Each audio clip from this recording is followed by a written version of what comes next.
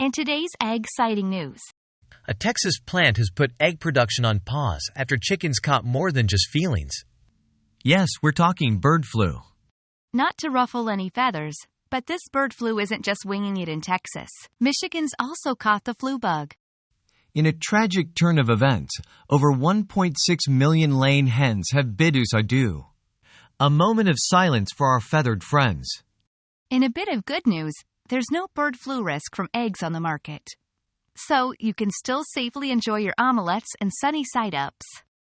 That's all yolks. Remember, staying informed helps you avoid getting your feathers ruffled. Keep clucking for more news.